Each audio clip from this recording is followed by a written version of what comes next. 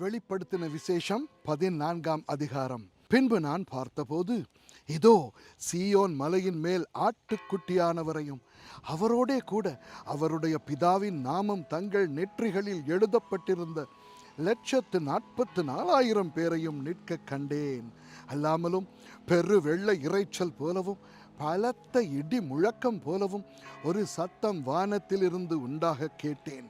நான் கேட்ட சத்தம் சுரமண்டலக்காரர் தங்கள் சுரமண்டலங்களை வாசிக்கிற ஓசையை போல் இருந்தது. அவர்கள் சிங்காசனத்துக்கு முன்பாகவும் 4 ஜீவன்களுக்கு முன்பாகவும் மூப்பர்களுக்கு முன்பாகவும் புது பாட்டை பாடினார்கள்.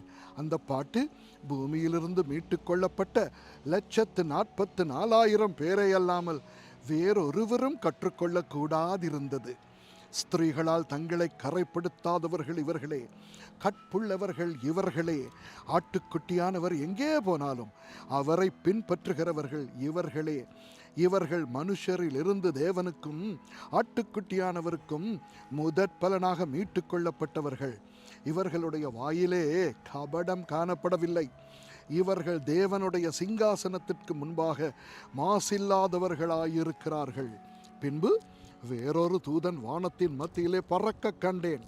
அவன் பூமியில் வாசம் பண்ணுகிற சகல ஜாதிகளுக்கும், கோத்திரத்தாருக்கும், பாஷைக்காரருக்கும், ஜன கூட்டத்தாருக்கும் அறிவிக்கத்தக்கதாக நித்திய சுவிசேஷத்தை உடையவனாயிருந்து மிகுந்த சத்தமிட்டு, தேவனுக்கு பயந்து அவரை மகிமைப்படுத்துங்கள், அவர் நியாய தீர்ப்பு கொடுக்கும் வேளை வந்தது, வானத்தையும் பூமியையும் சமுத்திரத்தையும் நீரூற்றுகளையும் உண்டாக்கினவரையே தொழுது கொள்ளுங்கள் என்று கூறினான்.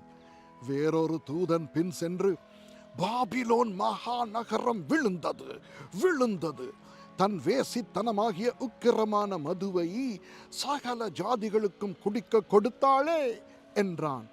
அவர்களுக்கு பின்னே 3ஆம் தூதன் வந்து மிகுந்த சத்தமிட்டு, மிருகத்தையும் அதன் சொரூபத்தையும் வணங்கி தன் நெற்றியிலாவது தன் கையிலாவது அதன் முத்திரையை தரித்து கொள்ளுகிறவன் எவனோ அவன் தேவனுடைய கோபாக்கினி ஆகிய பாத்திரத்திலே கலப்பில்லாமல் வார்க்கப்பட்ட அவருடைய உக்கிரமாகிய மதுவை குடித்து பரிசுத்த தூதர்களுக்கு முன்பாகவும் ஆட்டுக்குட்டியானவருக்கு முன்பாகவும் அக்கினியினாலும் கந்தகத்தினாலும் வாதிக்கப்படுவான். அவர்களுடைய வாதையின் புகை சதா காலங்களிலும் எழும்பும். மிருகத்தையும் அதன் சொரூபத்தையும் வணங்குகிறவர்களுக்கும் அதனுடைய நாமத்தின் முத்திரையை தரித்து கொள்ளுகிற எவனுக்கும் இரவும் பகலும் இளைப்பாறுதல் இராது. தேவனுடைய கற்பனைகளையும் இயேசுவின் மேலுள்ள விசுவாசத்தையும் காத்து கொள்ளுகிறவர்களாகிய பரிசுத்தவான்களுடைய பொறுமை இதிலே விளங்கும் என்று கூறினான்.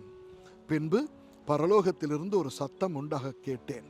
அது, கர்த்தருக்குள் மரிக்கிறவர்கள் எது முதல் பாக்கியவான்கள் என்றெழுது, அவர்கள் தங்கள் பிரயாசங்களை விட்டொழிந்து இளைப்பாறுவார்கள், அவர்களுடைய கிரியைகள் அவர்களோடே கூட போம், ஆவியானவரும் ஆம் என்று திருவுளம் பற்றுகிறார் என்று சொல்லிற்று.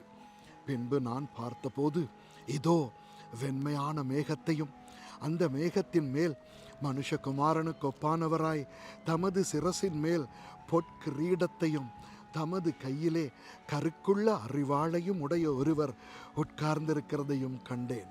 அப்பொழுது வேறொரு தூதன் தேவாலயத்திலிருந்து புறப்பட்டு மேகத்தின் மேல் உட்கார்ந்திருக்கிறவரை நோக்கி, பூமியின் பயிர் முதிர்ந்தது, அறுக்கிறதற்கு காலம் வந்தது, ஆகையால் உம்முடைய அறிவாளை நீட்டி அறுத்து விடும் என்று மிகுந்த சத்தமிட்டு சொன்னான். அப்பொழுது மேகத்தின் மேல் உட்கார்ந்தவர் தமது அறிவாளை பூமியின் மேல் நீட்டினார். பூமியின் விளைவு அறுப்புண்டது. பின்பு வேறொரு தூதனும் கருக்குள்ள அறிவாளை பிடித்து கொண்டு பரலோகத்தில் உள்ள தேவாலயத்திலிருந்து புறப்பட்டு வந்தான்.